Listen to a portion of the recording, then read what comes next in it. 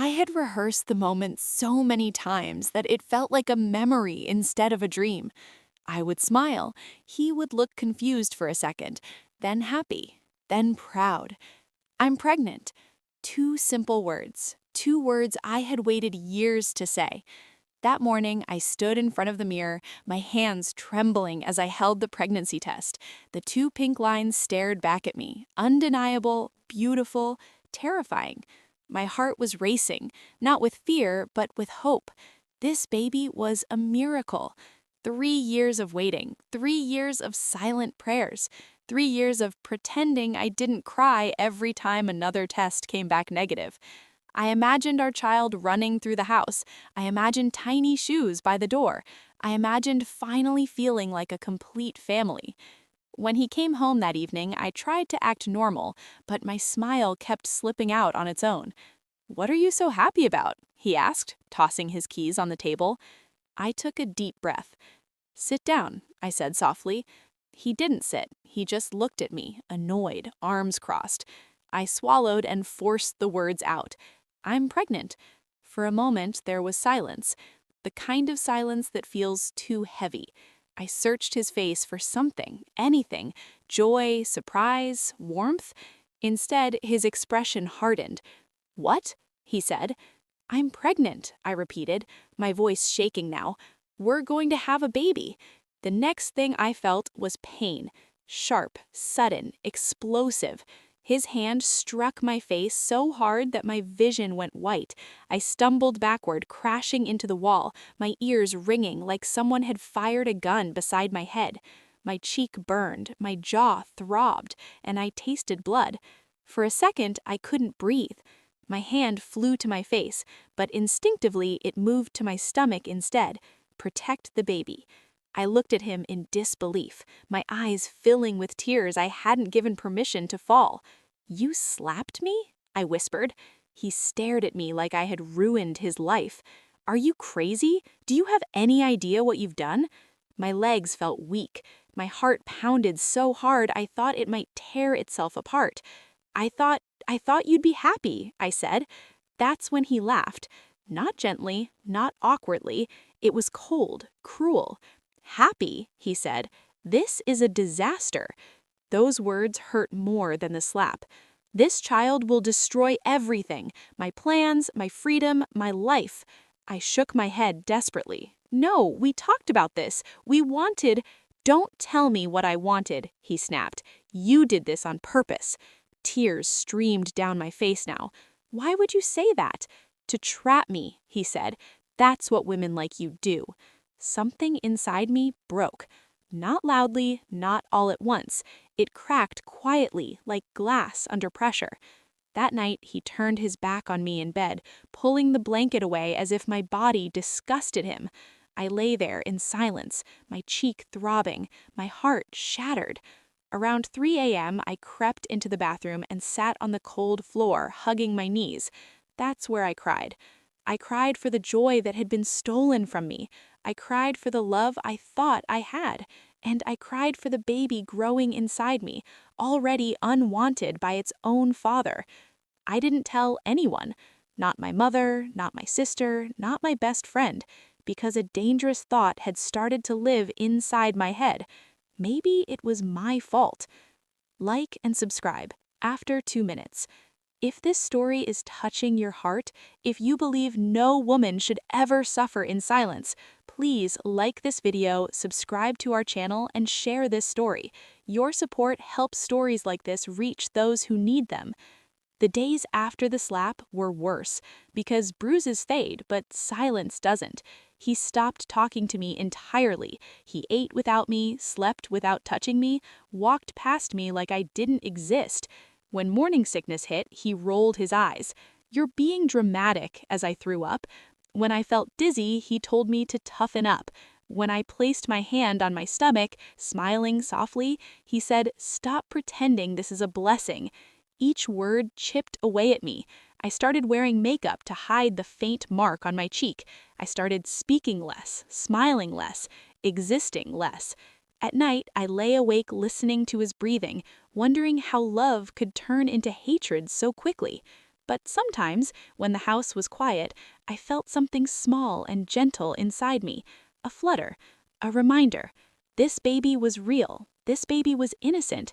This baby was mine. And slowly, without realizing it yet, that tiny heartbeat began to give me strength. By the 5th month of my pregnancy, the house no longer felt like a home. It felt like a place I had to survive. Every morning I woke up before him, careful not to make a sound. I learned how to walk quietly, how to breathe softly, how to exist without being noticed. My life had become a series of small precautions. Don't speak unless spoken to. Don't ask questions. Don't show happiness. Especially don't show happiness. If he caught me smiling while holding my stomach, his face darkened. "What are you smiling for?" he once asked sharply. "There's nothing to be happy about." That sentence stayed with me. I stopped smiling after that. I stopped talking about the baby entirely. No names, no plans, no dreams.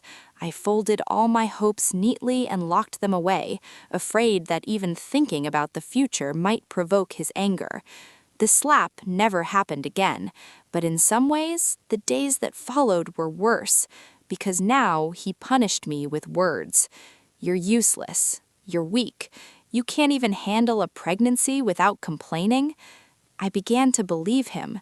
I started apologizing for things that weren't my fault, for being tired, for being sick, for existing. When my doctor told me I needed more rest, he laughed. "Rest," he said. "Women have been having babies for centuries. You're not special." That night I cried into my pillow so quietly that my chest ached from holding the sound inside. I thought about telling my mother so many times. I would pick up my phone, stare at her name, and then put it down again. What would I say? My husband hit me? My husband hates our baby? I'm scared. The words felt too heavy, too shameful, so I stayed silent. One evening, I came home from a prenatal appointment holding an ultrasound photo. I hadn't meant to bring it out where he could see it. It slipped from my bag and fell to the floor. He picked it up. For a second, I thought, maybe, just maybe, this would change something. He stared at the image, his jaw tightening. "Get rid of it," he said. My heart dropped. "What?" He snapped, tossing it onto the table. "I don't want to see that. It makes me sick." I picked it up with shaking hands and went to the bedroom, locking the door behind me. I sat on the bed and stared at the photo. A tiny shape. A tiny heartbeat. I pressed it against my chest and whispered, "I'm sorry. Sorry for bringing you into this. Sorry for not protecting you better. Sorry for being so afraid." That was the first night I truly understood something terrifying. Love alone was not enough to save me. A few weeks later, I overheard him talking on the phone. I was in the kitchen when I heard my name.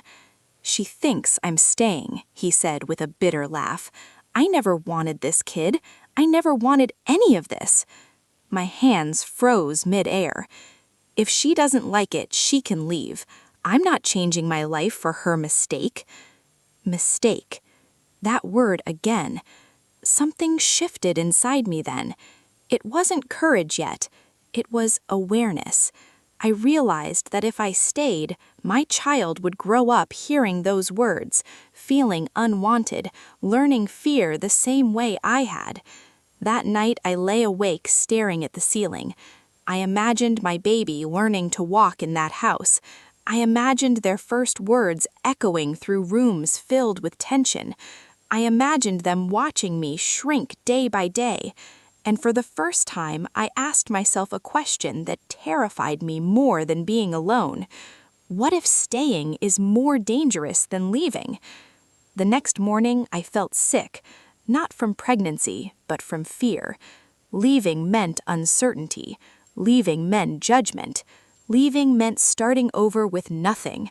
But staying meant losing myself completely. I began planning quietly, not boldly, not confidently, but carefully. I gathered documents and hid them in my bag. I saved small amounts of money when I could. I packed clothes I didn't wear often so he wouldn't notice. Every step felt like betrayal, but it was survival. One afternoon, as I stood in the bedroom folding clothes, I felt a gentle movement in my stomach. A kick. Soft. Clear. I froze. I placed both hands over my belly, tears filling my eyes. It was the first time the baby felt real in a way I couldn't ignore. In that moment, something inside me finally broke free. Not fear, but determination. I whispered, "I won't let you grow up like this." That night, I made my decision. The next morning, after he left for work, I stood in the living room and looked around one last time. This was where I had imagined birthdays, where I had imagined laughter, where I had imagined a family. Instead, it was a place of silence and pain. I packed one small bag, clothes, documents, the ultrasound photo. That was all I took. My hand trembled on the door handle. Every fear I had ever known rushed at me at once. What if I fail? What if I regret this? What if I can't protect my child alone? Then I felt another kick, stronger this time, like an answer. I opened the door and stepped outside. I didn't leave a note. I didn't say goodbye, because some doors don't deserve a final word. As the door closed behind me, my heart pounded, not just with fear, but with something new. Hope. My mother opened the door before I even knocked. The moment she saw my face, pale, tired, swollen from crying, she didn't ask a single question. She didn't demand explanations. She didn't judge. She pulled me into her arms. And that was it. I broke. I cried the way you cry when you've been holding pain inside for too long. My knees gave out and she held me as we slid to the floor together. Every fear, every insult, every silent night poured out of me in shaking sobs. "I'm here," she kept whispering. "You're safe now." Safe. I hadn't realized how badly I needed that word until that moment. The days that followed felt unreal. I slept more than I had in months. I ate without fear of being criticized. I spoke without measuring every word. Slowly, my body began to relax. So did my heart. When I finally told my mother everything, the slap, the words, the way he treated the baby like a mistake, her face tightened with quiet pain. Not anger, not shock, resolve. "You did the right thing," she said firmly, "and you are not going back." For the first time, someone said it out loud. The divorce process was harder than I imagined. He denied everything. He said I was emotional, unstable, overreacting. He told people I abandoned him, that I was dramatic, that I made things up. But something had changed in me. I didn't argue anymore. I didn't beg to be believed. I focused on one thing only: my child. I attended every prenatal appointment with my mother by my side. We painted a small room together, laughing over silly color choices. She talked to my belly like the baby could already hear her. And maybe they could. Every kick felt stronger now, more confident, as if the baby knew we were finally somewhere safe. On a quiet morning filled with soft rain, my labor began. I remember gripping my mother's hand, fear and excitement tangled together in my chest. I remember the pain, sharp, overwhelming, but also the strange sense of purpose that carried me through it. And then I heard it. A cry. Small, powerful, alive. They placed my baby in my arms, warm and trembling, eyes closed tight like the world was still too bright. In that moment, everything else disappeared. The slap, the fear, the shame, all of it vanished, because nothing had ever felt more right than holding that tiny life against my chest. "I'm here," I whispered, "and I'm not going anywhere." The first year wasn't easy. Single motherhood never is. There were sleepless nights, moments of doubt, days when exhaustion made me question myself. But every morning, I woke up to a smile that reminded me why I left, why I survived. I found work again, slowly rebuilt my confidence. I learned how strong I truly was, not because I endured pain, but because I chose to walk away from it. Years passed. My child learned to walk, then run, learned to laugh loudly without fear, learned that home is a place of warmth, not tension. One evening, while tucking them into bed, they asked me a question that made my breath catch. "Mom," they said softly, "what is love?" I thought for a moment, then I smiled. "Love," I said, "is choosing safety. Love is protecting someone even when it's hard. Love is never being afraid in your own home." They nodded, satisfied, and drifted off to sleep. That night, I stood in the doorway watching them breathe, and I realized something important. I was no longer broken. I was healed. Not because life became perfect, because I chose myself, because I chose my child, because I refused to let violence define our future. Sometimes people ask me if I regret leaving. I don't, because if I had stayed, my child would have learned fear. Instead, they learned courage. And if that slap had never happened, I might never have found the strength to walk away. Today, my home is filled with laughter. My heart is filled with peace, and my past no longer controls my future. This is not a story about pain. It's a story about survival. And this is my happy ending.